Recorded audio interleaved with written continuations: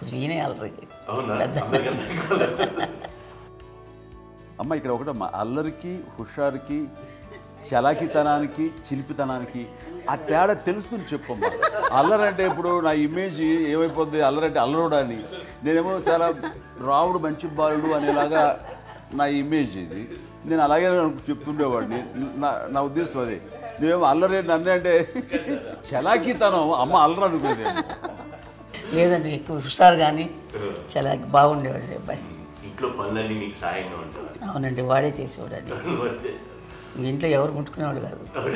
మా నాగబాబు అస్సలు ముట్టుకునేవాడు కాదు. అన్నిటికీ నాకు ఆయన సహాయమే పాపం. నాన్న ఆయన ఉద్యోగం వెళ్ళిపోయారు. నేను పాక్కుంటూ అలాగా వెళుతూ వెళ్ళిపోయాను. నాకు తెలియదు. తర్వాత అమ్మ చెప్తుంటే లేదుగా మాత్రం కొన్ని కంబరకోలు ఉంది నాది. ఒక అది పెట్టి అది వెళ్ళి కూర్చోతా ఏడుస్తున్నాను రోడ్డు మీద. వెళ్ళేసరికి వాళ్ళు 3 years సో నన్ను వాళ్ళు తీసుకెళ్ళి వాడు కంబరకులో కూర్చోబెట్టాడు. ఇక్కడికి ఏడుస్తాను, ఎవరికి వెళ్ళాడో తెలియదు వాళ్ళకి. సో అది ఒక గంట పోయిన తర్వాత అమ్మ ఎత్తుకుంటూ వాడు వచ్చి వాడు చిన్నబిడ్డ చూస్తారు మొత్తం తెచ్చి అది వాడు చూసి ఈ అబ్బాయి అన్నారు. కాదు అనేసింది. అది చాలా సరిగ్గా చూడమ్మా, ఈ అబ్బాయి మా అబ్బాయి అని. ఏంటమ్మా అంటే ఆ కమర్గోలులో కింద కూర్చోబెట్టాడు కదా, బస్ అంతా పూజేసుకున్నాగా అయిపోయింది. అంటే రంగని కాదు కానీ ఆ కమర్గోలులో కూర్చోబెట్టడానికి ఆ మసిగిస్తూ ఇంకా నల్లగా అయిపోయింది. అంత నలుపుడేసరి నా బిడ్డ కాదని అమ్మ వెళ్ళిపోబోతుంది. మళ్ళీ ఏదో డౌట్ వచ్చి ఆగింది. అది రావు నేను నా బిడ్డ వేసాను. థర్డ్ ఇస్ కట్టింగ్ డౌట్ నాకు.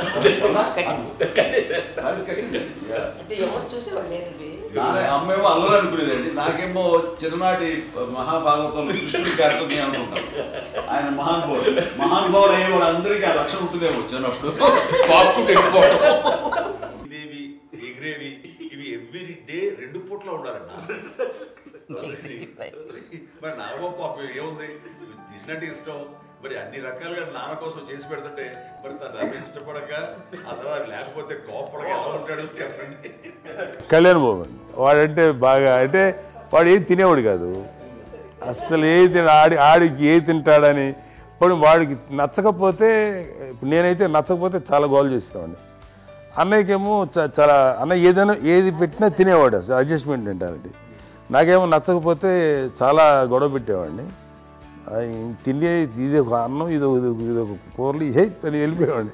అమ్మకు అమ్మతో తింటే నాకు వెజిటేరియన్ ఎలర్జీ ఉండేది, అంటే చిరాకు అనమాట.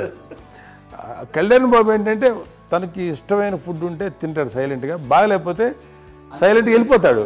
అమ్మకి ఏమంటారండి వదిలేమో తన తింటాడు, అటు నిశ్శబ్దంగా నిరసన ప్రకటించేవాడు. దాంతో వాడి గురించి చాలా ప్రొటెక్టివ్గా చూసుకునేది అమ్మ. పైగా చిన్నప్పటి నుంచి కొంచెం వాడు వీక్గా ఉండేవాడు, అంత బలమైన ఇది కాదు. దాని తర్వాత కొంచెం అందుకని అమ్మ వాడిని స్పెషల్గా చూసుకునేది. వాడు స్పెషల్ కిడ్ అయ్యాడు ఇంట్లో.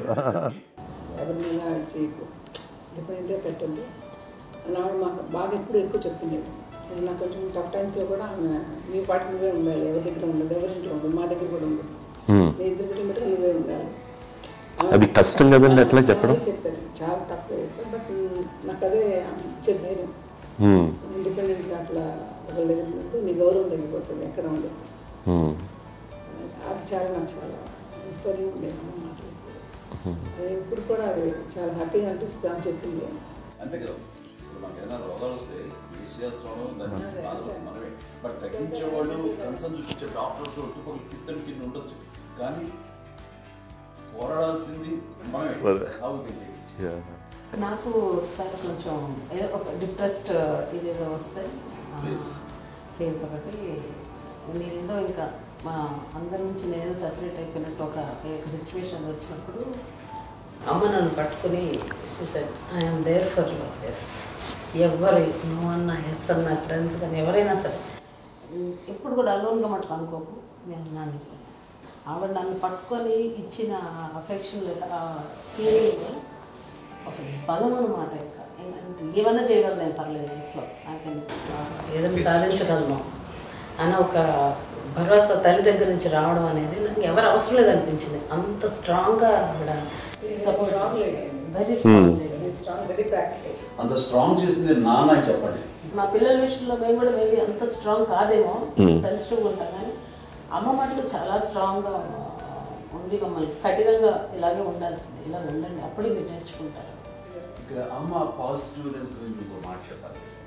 అంటే తన బిడ్డలకే కాదు, ఈ రోజున మా రెండో పాప శ్రీజ కూడా తనకి లైఫ్ చిన్న డిస్టర్బెన్స్ వచ్చింది. ఆ టైంలో కూడా తను ఏముందంటే అప్పుడు నాన్నమ్మ దగ్గరికి వెళ్ళాను, తను ఇచ్చిన భరోసా, తను ఇచ్చిన మాట వెళ్ళలేని ధైర్యం వచ్చింది నాతో. నాన్నమ్మ దగ్గర ఎప్పుడు కూర్చోస్తాడు అప్పుడే పాజిటివ్ ఫీలింగ్ వస్తుందని నాతో షేర్ చేసుకుంటాను. తను మాతో చెప్తుంటే అనిపిస్తుంది కరెక్ట్. అమ్మ ఏం పర్లేదమ్మా, లైఫ్ అంటే ఒకరితోనే అయిపోదు, ఆ ఒక్కడి వల్ల వాళ్ళ ఇన్ఫ్లుయెన్స్ తోటో వాళ్ళు మన మీద నియంత్రించడం కానీ మన బాధల్ని వాళ్ళు చేయడం అవుతాం. జస్ట్ నువ్వు నీ గురించి నీ మనసులో ఏదనిపిస్తే నీ గుడ్ ఫీలింగ్ ఏదిస్తుందో ఆ ఫీలింగ్ ప్రకారం వెళ్ళిపోదు. అంటే ఆ జనరేషన్ పీపుల్ ఎక్స్పెక్ట్ చేయం అలా కాదు. ధైర్యం ఉండి అందరికి ధైర్యం బాగా నూరుకొస్తారు. ఫాదర్ కూడా, మా నాన్నగారు కూడా అస్సలు ఎప్పుడు అనేవాళ్ళు, ఎప్పుడు మీరు పెట్టే చెయ్యి మీరు ఎప్పుడు పైన తప్ప తీసుకుని ఎలా ఉండకండి, చేతులు పెట్టుకొని అనే అట్లాంటివి చెప్తుండేవాళ్ళు. అందుకని మనకి ఆ ఇండివిజువాలిటీ మాకు బాగా, ఎప్పుడు కూడా ఒకళ్ళని అడగడం అని, ఈవెన్ బ్రదర్స్ని అడగాలన్నా కూడా మాకు అది పడిపోయింది మైండ్లో, కొంచెం కష్టంగా ఉంటుంది. సో నాకు అంటే ఆవిడ మా అమ్మ ఏదన్నా కొంచెం డిప్రెస్ అయినా నేను చాలా ఎక్కువ అమ్మకి షేర్ చేసుకుంటే, అన్నయ్య కూడా లేడు. అన్నయ్య ఉన్నప్పుడు ఓకే, లేనప్పుడు నేనే ఎక్కువ షేర్ చేసుకున్నాను. బట్ ద బెస్ట్ థింగ్ మా అమ్మ దగ్గర నుంచి హగ్ అండి. ఈరోజు కూడా మా అమ్మని హగ్ చేసుకోకపోతే అంటే అది నాకు మా అందరిలోనూ, అంటే ఆవిడ పెద్ద చదువుకున్న వ్యక్తి కాదు, పెద్దగా బయటికి వెళ్ళి ఎక్స్పోజర్ కాదు, కానీ ఇవాళ అన్నయ్య కానీ విజయ, మాధవి, నేను, కళ్యాణ్ బాబు ఈ రోజుకి టుగెదర్గానే ఉంటాం. మేబీ మాకు కొన్ని విషయాల్లో నాకు మా మాధవ్కి డిఫరెన్స్ ఆఫ్ ఒపీనియన్స్ ఉండొచ్చు, మా చెల్లికి, మా అన్నయ్యకి అట్లా ఉండొచ్చు, ఉంటుందండి ఫ్యామిలీ అన్న తర్వాత. కానీ ద ఇన్విజిబుల్ బాండేజ్ మా అమ్మ ఇచ్చింది, ఆ లవ్ అండ్ ఎఫెక్షన్, హగ్, అవన్నీ ఆవిడ నాన్ వెర్బల్ అడ్వైజ్ ఏంటంటే అందరూ అలా కలిసి ఉండాలనేది ఆవిడ నుంచి మేము నేర్చుకోవాలి. అది ఇట్స్ ఇస్ నాట్ వర్డ్లీ, అది నోటి మాట కాదు, అది వెర్బల్గా కాదు, నాన్ వెర్బల్గా చెప్పినటువంటి ఇది. సో అందుకని అది మాకు గొప్ప, మేమందరం ఇప్పుడు అలా ఉండడానికి కారణం, అంత కలిసి ఉండడానికి కారణం, మెయిన్ కారణం మా అమ్మ అండి. అది సో అందరూ ఉండాలనేది మా అమ్మ అడ్వైస్. ఇప్పుడు కూడా నేను ఎప్పుడైనా ఏదైనా ఫీల్ అయినా, అన్నయ్య ఫీల్ అయినా, లేదు నాన్న అట్లా వదుకు, ఇట్లా ఉండండి, ఇట్లా ఉండి, ఇప్పటికీ చెప్తుంది. మేము ఎవరైనా ఎప్పుడైనా మా చెల్లితో గొడవపడ్డా అనుకోండి, నేను అట్లా అనకరా అని, ఎట్లాగా అన్న ఏమో లేదులేమ్మా, ఏదో అన్నాను కానీ ఫీల్ అవ్వకమ్మా, మేమందరం కలిసి, ఆవిడని అసలు టెన్షన్ పెట్టవండి మేము. సో అలా అది ఆవిడ నేర్పించింది, అలా కలిసి ఉండటం అనేటువంటి బాండేజ్ని ఆవిడ తన ఒక హగ్తో చెప్పింది. అన్నయ్య సినిమా చూడండి, జాదూకి చెప్పాను కూడా, అది మా అమ్మ దగ్గరే ఉందండి. శంకర్ దాదాలో చెప్తాడు చూడండి. ఇప్పుడు మోడ్రన్ వర్డ్స్లో చెప్పాలంటే మీ అందరికీ ఆవిడ ఒక వైఫై లాంటిది. Yes, you can say that. Yes. ఇంకొక అడ్వైజ్ కట్టండి, అమ్మ విషయంలో నేను గొప్పగా ఫీల్ అయ్యేది, కానీ చాలామంది పెద్దలు రిటైర్ అయిపోయి విశ్రాంతి తీసుకుంటున్నటువంటి పెద్దలందరూ కూడా ఆచరించే విధంగా ఒక విషయాన్ని నేను గమనించాను. ఇప్పుడంటే నా దగ్గర ఉంటుంది కాబట్టి ఉన్నాను.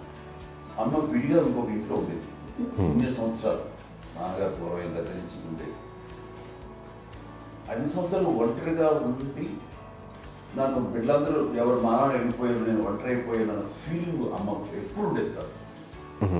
తర్వాత బిడ్డలు ఆయా వాళ్ళ టైం బట్టి వచ్చి చూసుకుంటే సరిపోతుంది. అది వారమా, నెలక, 2 నెలక, అసలు ఒకసారి రాలేని పరిస్థితిలో ఉంటుంది. 5-6 నెలల పాటు ఇదే ఊళ్ళో ఉండి, పక్క విధుల్లో ఉండి, ఎవరి పనులు వాళ్ళు బిజీగా ఉండి, ఎవరి షూటింగ్ వాళ్ళు బిజీగా ఉండి, ఎవరి ప్రొఫెషన్లో వాళ్ళు బిజీగా ఉండి, ఎవరి ప్రొఫెషన్లో వాళ్ళు బిజీగా ఉండి, తన సంసారం తను బిజీగా ఉంటాను. ఒకసారి అమ్మ ఏమీ ఫీల్ అయ్యేది, ఏంటమ్మా రావట్లేదు, అసలు పట్టించుకోవట్లేదు ఏంటి అంటే, అంతేలేమ్మా అని ఇలాంటి నిరసన మాటలు కానీ, ఈసరింపు మాటలు కానీ, లేకపోతే న్యూనతాభావం కానీ ఇలాంటివి ఎప్పుడు అమ్మకు లేవండి.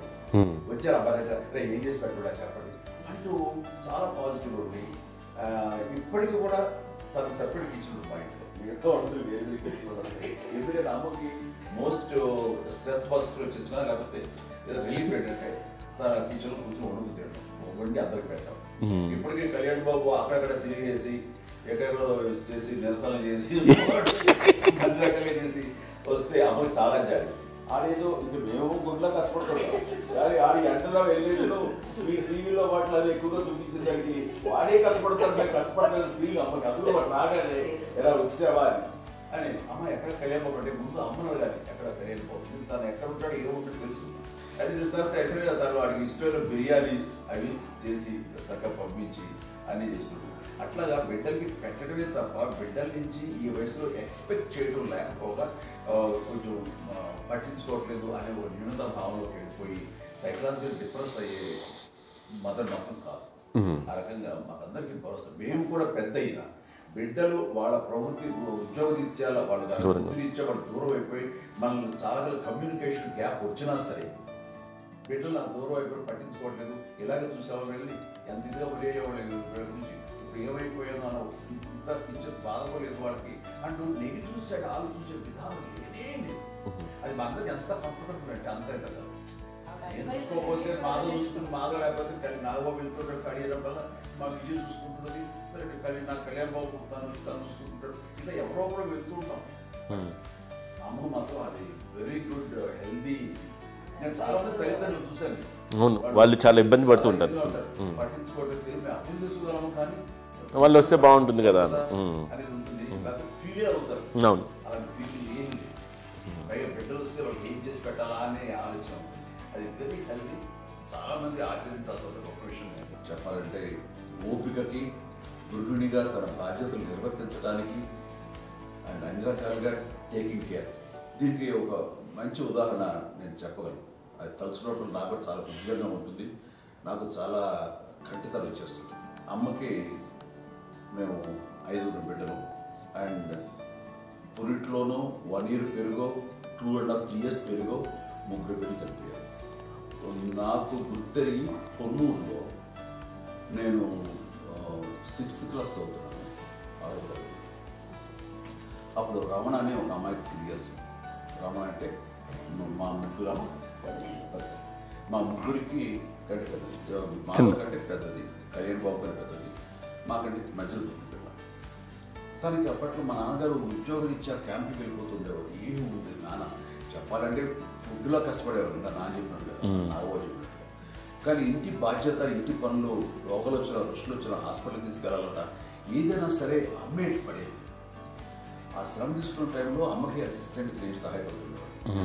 అమ్మ నాకు ఫ్రెండ్స్ ఆడుకోవడం అలా నిజంగా ఎప్పుడు నాకు గుర్తేది నాకు తెలియదు. నాకు లేదు ఫ్రెండ్స్తో తిరగడం అని ఫ్రెండ్స్తో అమ్మపడుతూ ఉండేవాడు.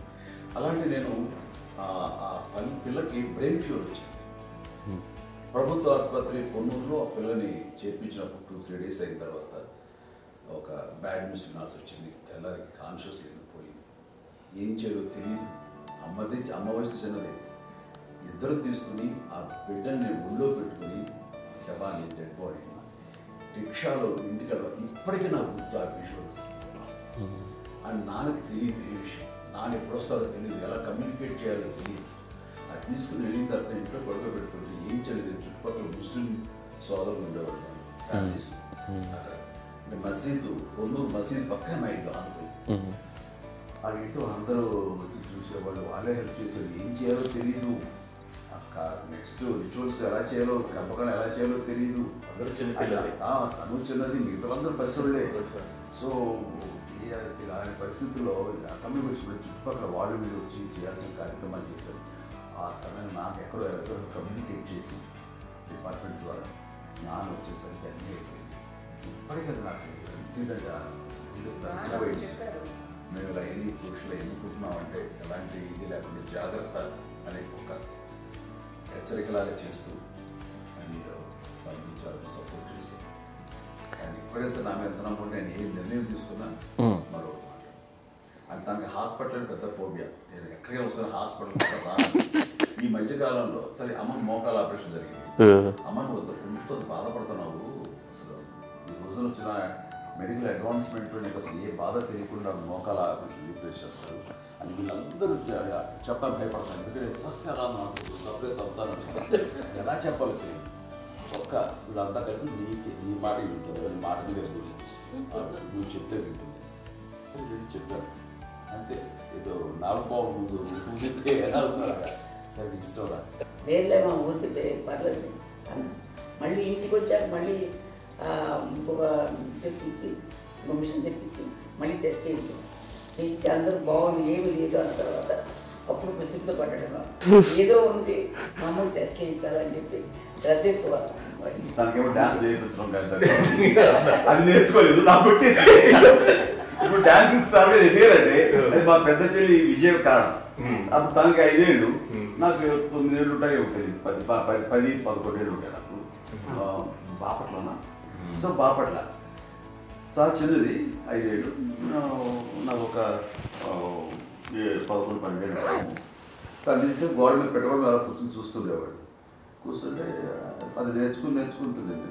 నేను మానసికంగా నేర్చేసుకున్నాను. ఇప్పటికీ ఆ స్టెప్స్ ఏమిటి వేస్తాను అంతగా ఇప్పుడు దాన్ని తరబడతాయి. ఇంకోటి ఏంటమ్మా నమ్మో నమ్మో ఎన్ని ఉన్నాయో సాంగ్స్ నేను నేర్చేస్తున్నాను అనమాట. ఏ పని చేయనండి, చేసేవాడు కదా అని అన్నయ్య చేసేవాడు, అన్ని పనులు అన్నయ్య చేసేవాడు. ఇక మా చిన్న చెల్లి పెద్ద చెల్లి ఎక్కువ చేసేది.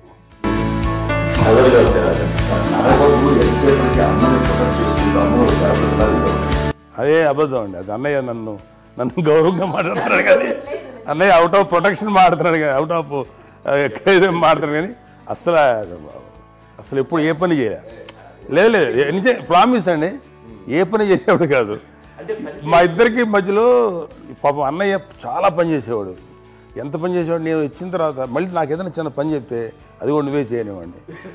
ఆ కోపం వచ్చి ఒకడు కొట్టేవాడు, కొడితే కోపం వచ్చేది తప్ప నేను వెళ్ళేవాడిని కాదు. అమ్మకి ఎప్పుడు ఏంటంటే ఒక ఇదే పని చేయడని, అంతే, నిజంగా ఏ పని చేసేవాడు కాదు. అవునా? లేదు లేదు లేదు మహాప్రేమ.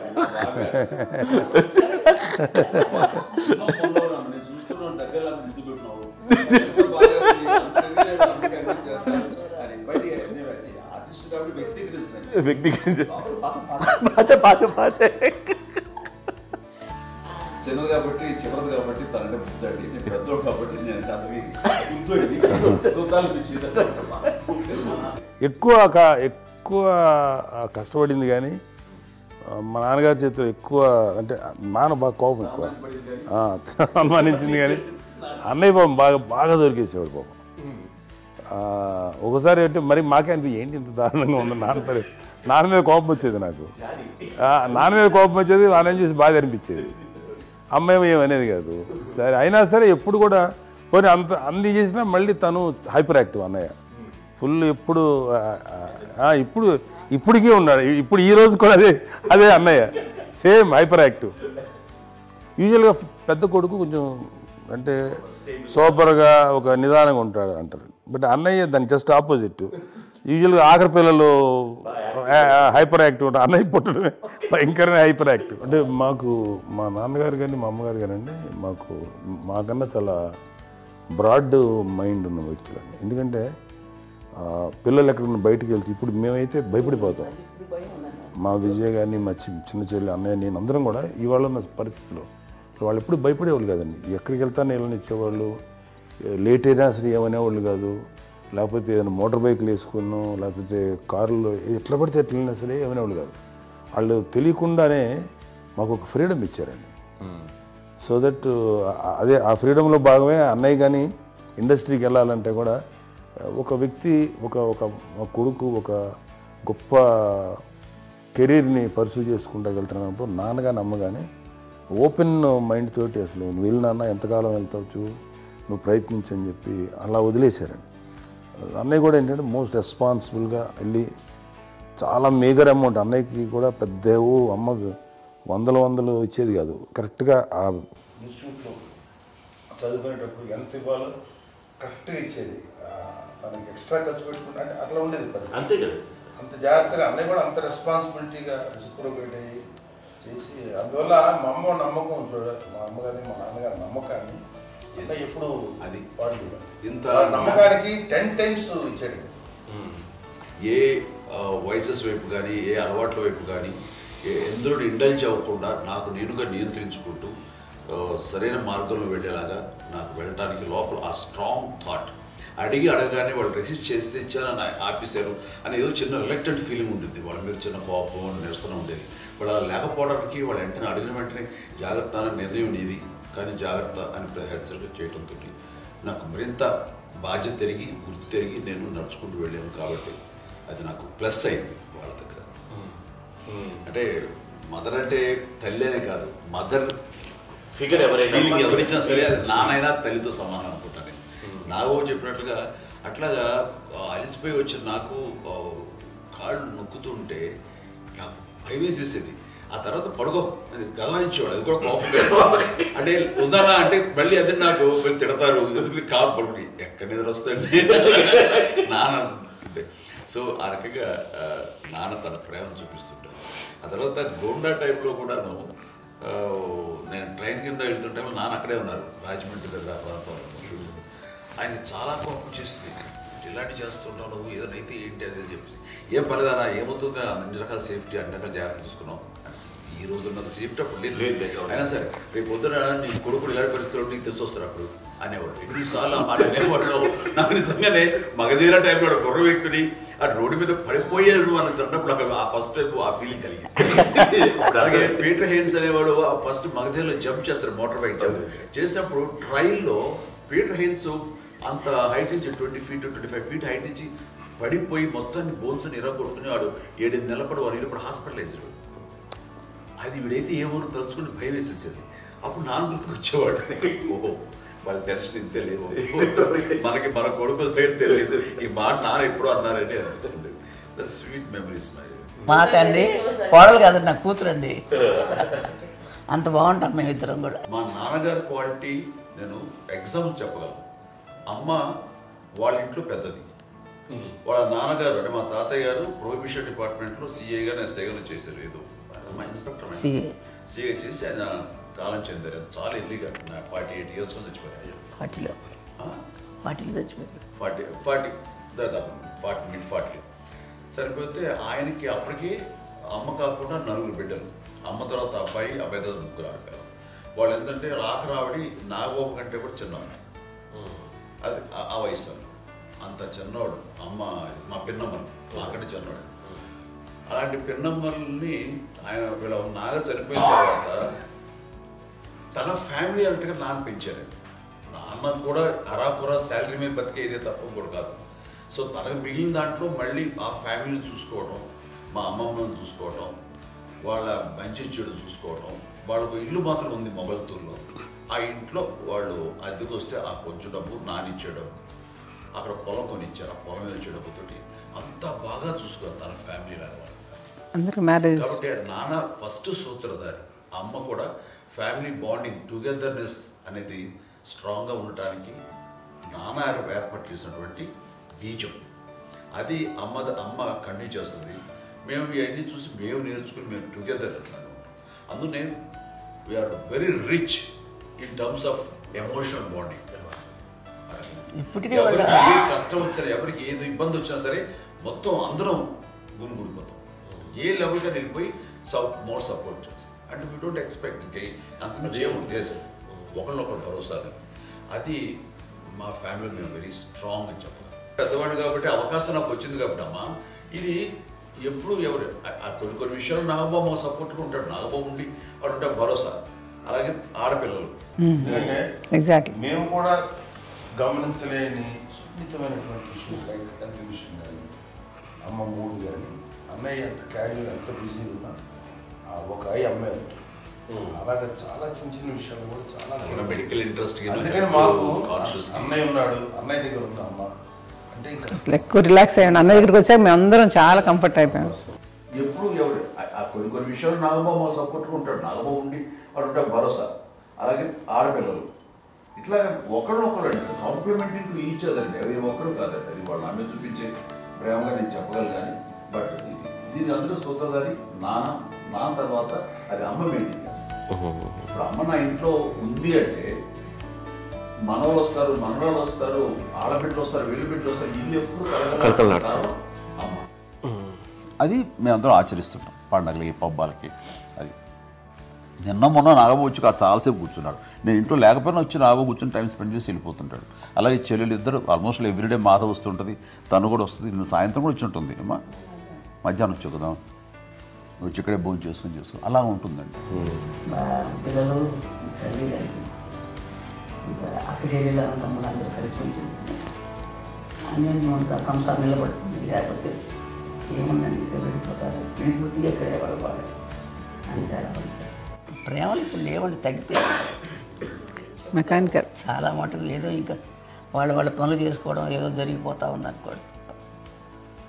అంత ప్రేమలు ఎక్కడ లేవండి ఇప్పుడు ఈరోజు.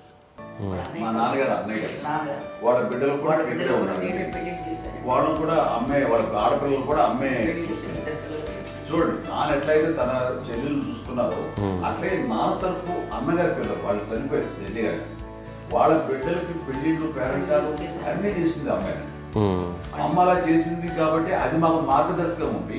ఇప్పటికీ వాళ్ళు కొంచెం ఒక మాదిరి పరిస్థితి ఉంటే వాళ్ళకి ఇల్లు కూడా పెట్టడం కానీ వాళ్ళకి తగిన సహాయం ఎవ్రీ మంత్ మా పెదనాన్న గారి అమ్మాయి వాళ్ళు ఆల్మోస్ట్ 70 వాళ్ళకి ఎవ్రీ మంత్ మా ఇంటి నుంచి మొత్తం వెళ్ళిపోతాం 10,000-15,000 ఎన్నో సంవత్సరాలు వెళ్ళిపోతాను బ్యాంక్ ఫస్ట్. అదంతా కూడా మా పెద్దలు వచ్చింది. వాళ్ళు కూడా వచ్చి అమ్మని అంతా ప్రేమలో చూస్తారు, ఇష్టంగా చూస్తారు. అమ్మ ఇందాక చెప్పినట్లు ఇచ్చే మెసేజ్ ఏంటి అన్నది అమ్మ మాటల్లో చెప్పాలంటే బంధాలు, బాంధవ్యాలు అన్నది ఎనలేని ఆస్తిపాస్తులు. సో ఎలాగైతే డబ్బు ఎంత సంక్రమించింది, ఎన్ని ఆస్తులు వచ్చాయి ఫిజికల్గా అనే దాని మీద కంటే కూడా ఇవి ఆస్తిగా తీసుకుంటూ దీన్ని విలువ ఎరిగి, గుర్తెరిగి, దాని ప్రభావం తెలుసుకుని అది కనుక మనం ఇచ్చుపుచ్చుకుంటే ఫ్యామిలీలో అంటే దాన్ని మించినటువంటి గొప్ప సంపద. కష్టాలు వచ్చినప్పుడు డబ్బు తీరుస్తుంది కాదండి, కష్టం వచ్చినప్పుడు ఒక భుజం తీరుస్తుంది, ఒక చేయూత తీరుస్తుంది. అది మన బ్లడ్ రిలేషన్ మనలో మనకి అది ఉండటం అనేది అదృష్టంగా ఫీల్ అవుతాం. అంటే ఒకసారి అమ్మ చూసి నాకు ఎందుకు అనిపిస్తుంది అంటే అది ఎవరి ద్వారా అనుభవించడానికి తన ఆ చెట్టు కొమ్మగా కాబట్టి ఆ చెట్టుకే మనం ఆపాదించాలి. ఎక్కడో మామూలుగా ఉండాల్సిన వాడు ఈ రోజున ఈ స్థితిలో ఉన్నాము, ఇంతమందికి లైఫ్ రావటానికి దోహదపడ్డాము, ఇంతమంది కలిసికట్టుగా ఉండడానికి ఇదైంది. అమ్మని చూస్తుంటే నాకు ఏమనిపిస్తుందంటే అబ్బాయి ఇలాంటి జన్మం మనకి ఎవరికైనా ఉంటుందా? ఇంతమంది మనుషుల చేత కొలవబడేవాడు, ఆరాధింపబడేవాడు, అభిమానించబడేవాడు, ఇంతమంది నా వంశమా, నా సంపద అని అమ్మ ఫీల్ అంత గొప్ప ఫీలింగ్ ఎవరికి ఉంటుంది? మా చెల్లెలు కూడా వస్తుందని అనుకోవట్లేదు, సూర్య కూడా ఉంటుందని నేను అనుకోవట్లేదు. అలాంటి గొప్పగా ఇది. అండ్ ఆ రకంగా షీఈస్ వెరీ చాలా గొప్ప జన్మం. అమ్మకి చిన్న మానసికంగా చిన్న ఏదో ఒక డిప్రెషన్ అది వచ్చింది. ఏదో నాన్న గుర్తుకొచ్చో, నాన్న లేరనో, లేకపోతే వాళ్ళ అమ్మగారు కూడా అదే టైం చనిపోయారనో, తన దగ్గర ఉంటారు ఏదో ఉన్నప్పుడు మేము అందరం సపోర్ట్గా ఉండి మా కొన్నా నా దగ్గర ఉంది అని చెప్పేసి అప్పట్లో అమ్మ వేరేగా ఉంది. ఉన్నప్పుడు ఒకటే మాట అమ్మ నీలాంటి గర్భం అంటే అంజనమదే గర్భం అని బయట ఎన్నోసార్లు నా ఫ్రెండ్స్ కానివ్వండి, బయట కానివ్వండి, కొన్ని సందర్భాల్లో మీటింగ్లో కానివ్వండి, స్పీచెస్లో కానీ అన్నవాళ్ళు ఎంతోమంది అన్నారు. వాళ్ళ మాట అంటే రీజన్ తెలుసా నీకు? కోటాల్లో ఎంతమంది తల్లులకు నీకు వచ్చిన అదృష్టం, నీకు లభించినటువంటి గౌరవం ఎవరు లభిస్తున్నాను? బిడ్డలు ఎంతోమంది చేత కొనియాడబడుతున్నారు, ఎంతోమందికి సహాయపడుతూ ఆ రకంగా వాళ్ళందరి యొక్క ఆశీస్సులు పొందుతున్నారు. కానీ ఎంతోమందికి నిరంతరం హెల్ప్ చేస్తూ వాళ్ళ ఇది చూసుకుంటున్నారు. అవి ఆ భగవంతుడు మీరు చేస్తున్న పూజలో ఉన్న ఆ భగవంతుడు మన నెక్స్ట్ తరాలకు కూడా మనకి ఇలాంటిది వారసత్వంగా ఇస్తూ అదే రకంగా కొనసాగించేలాగా మాకు అదృష్టాన్ని ఇచ్చారు. ఇంతమంది ఎవరు మీ నుంచి వచ్చిన వాళ్ళే, మీరు ఇది ఎంత గొప్ప గర్భం, ఎంత గొప్ప జన్మ అనేది వాడికి నువ్వు ఇలా అవడం ఎంతసేపు ఇది హై లెవెల్లో ఉండాలి ఫీలింగ్స్గా నువ్వు కానీ అంతే నువ్వు ఇలాగా ఉండిపోవడం ఏంటమ్మా అని చెప్పినప్పుడు ఇది నీది కాదు నాది కాదు నువ్వు నమ్ముకున్న భగవంతుడు నీకు ఇచ్చింది అనుకుంటావు కదా నువ్వు ఆ భగవంతుడి కృతజ్ఞత తీర్చుకోలేక ప్రతిరోజు ఆయన ధ్యానించు ఆయన పూజలో ఉండు నీకు ఆయన ధైర్యం ఇస్తాడు అంతేగాని నువ్వు నెగిటివ్ సైడ్ ఆలోచించుకోమ్మా మా అందరికీ పాజిటివ్నెస్ ప్రివైల్ చేసిన దానివి ఇచ్చిన దానివి అందించిన దానివి అలాంటి నువ్వు నెగిటివ్ వైపు వెళ్ళిపోకూడదు అంటే అంతే మళ్ళీ అటుపక్క ఎప్పుడు గెలలేదు ఆంజనేయ స్వామి భక్తి ఆయనలో ప్రవేశపెట్టి చెప్పాలంటే ఆయనకి నేనే నేను నన్ను దేవుడు ఇంట్లో నేనే ఇంట్రడ్యూస్ చేస్తాను నానంత ప్రగాఢంగా నమ్మి ఆయన దానివల్ల లబ్ధి పొందారు ఆయన అందులో మమ్మల్ని మించిపోయే స్టేజ్కి వెళ్ళిపోయారు ఆయనతోటి ఆంజనేయ స్వామితో ఇంటరాక్ట్ అవుతూ అట్లా ఆయన నమ్ముకుంటుంది ఆయన నానంటారు అంతా నా గురువు నా పెద్ద కొడుకే అంటారు పెద్దోడే